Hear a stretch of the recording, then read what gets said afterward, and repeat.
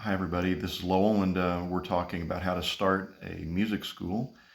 And we've talked about some foundational ideas about philosophy, and then I moved into, what are the benefits of studying music for the student, for the parents. If you're going to be spending money to send your children to study music, then you're going to want some benefit. And so I listed out 18 benefits of that are non-musical, that are applicable to all aspects of life that the student will gain. Now I'd like to switch gears into the subject of leadership. And in order to start a music school, it's going to require leadership. And I'm going to lay out several attributes of being a good leader, because in order to scale a music school, you're going to want to be able to work with people. I heard somebody even today that owned their business, and they were saying, "Yeah, my husband and I, we just don't know how to work with people very well." And it's just like, well, if you don't know how to work with people, you're going to have a hard time doing anything in life. And so these leadership principles are really more, you could call it people skills, but they're also just foundational beliefs to challenge you in terms of how you're approaching leading and working with your people, with your students, with your teachers, everybody that you are dealing with. And so the first principle that I want to lay out, and it's a decision that you're going to think this way, is to believe in people. You can't have a relationship with people if you don't believe in them. You can't anytime you sit across the table to try to talk to somebody and have a relationship with somebody, they can intuitively always tell that you're looking down on them or that you're withdrawn.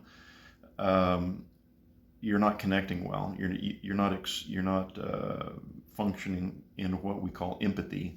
In other words, trying to see how they see. And a lot of times people fail in this regard because they are insecure. They're insecure in their own lives. They never had a good experience of somebody doing that with them, and so it's hard for them to extend that to somebody else. But I would encourage you to receive good instruction, to receive good nurturing from a mentor or someone who cares for you, and let that soak into you to where you can exhibit that quality to somebody else and be an encouragement to somebody else, be a positive influence to somebody else's life. But in order for that to happen, you really have to believe in the possibility of the people that are working for you.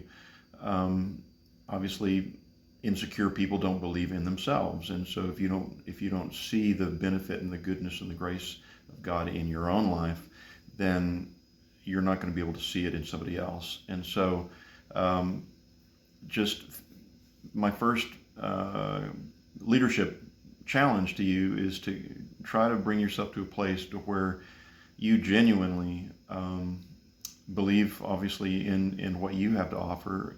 That's the first part of a relationship, is with yourself. But then in terms of working with other people, to extend that belief in them, to actually look for that quality in them. Every person that I ever relate with or talk to, have any kind of relationship with, I always look for that special, unique quality that's in their life that makes them something that I really treasure, something that they have that is truly a gift, truly a uniqueness, and something that's wonderful. And so I try to find what that is in talking with them, and then accentuate that in our talks. So point number one: believe in others.